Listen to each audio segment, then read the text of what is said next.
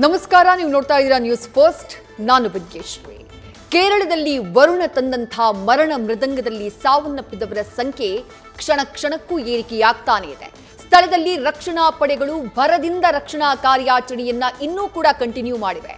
ಜೋರಾಗಿ ಬರ್ತಾ ಇರುವಂಥ ಮಳೆ, ಬಂದು ಬಿದ್ದಂಥ ಕಲ್ಲು ಬಂಡೆಗಳು ರಕ್ಷಣಾ ಕಾರ್ಯಾಚರಣೆಗೆ ತೊಡಕಾಗಿವೆ.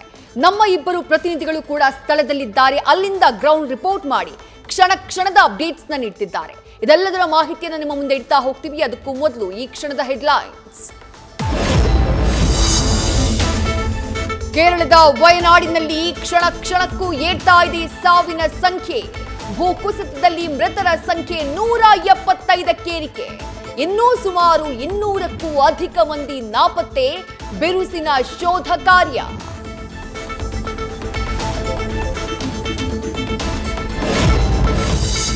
ಕೇರಳದ ಚೂರಲ್ಮಲ ಎನ್ಡಿಆರ್ಎಫ್ ಅಧಿಕಾರಿಗಳ ಕಾರ್ಯಾಚರಣೆ.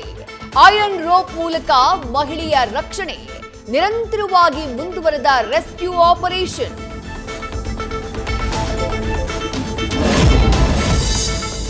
ವಯನಾಡ್ ದುರಂತದಲ್ಲಿ ಸಾವಿರಾರು ಮಂದಿ ನಿರಾಶ್ರಿತರು.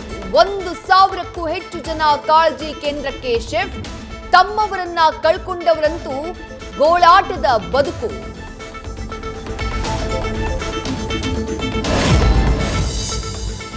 ಕೇರಳ ದುರಂತದಲ್ಲಿ ನಾಪತ್ತೆಯಾಗಿರೋ ಕನ್ನಡಿಗರು.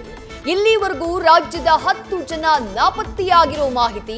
ಕನ್ನಡಿಗರ ರಕ್ಷಣೆಯ ಜವಾಬ್ದಾರಿ ಸಚಿವ ಸಂತೋಷ್ ಲಾಡ್ ಹೆಗಲಿಗೆ. ನಿರಾಶ್ರಿತರಿಗೆ ಕೊಟ್ಟಂತಹ ಊಟ ತಿಂಡಿಯೇ ನ್ಯೂಸ್ ಫಸ್ಟ್ ಪ್ರತಿನಿಧಿಗಳಿಗೂ ಆಹಾರ. ವರದಿ ಮಾಡುವುದಕ್ಕೂ 5-6 ಕಿಲೋಮೀಟರ್ ನಡ್ಕೊಂಡು ಹೋಗುವ ಅನಿವಾರ್ಯತೆ. ಆದರೂ ಜವಾಬ್ದಾರಿ ಮರೆಯದ ನ್ಯೂಸ್ ಫಸ್ಟ್ ದುರಂತ ಸ್ಥಳದಿಂದ ಕರಾಳತಿಯ ವರದಿ. ನ್ಯೂಸ್ ಫಸ್ಟ್ ನಿರ್ಭೀತಿಯಿಂದ ನಿಮ್ಮ ಪರವಾಗಿ.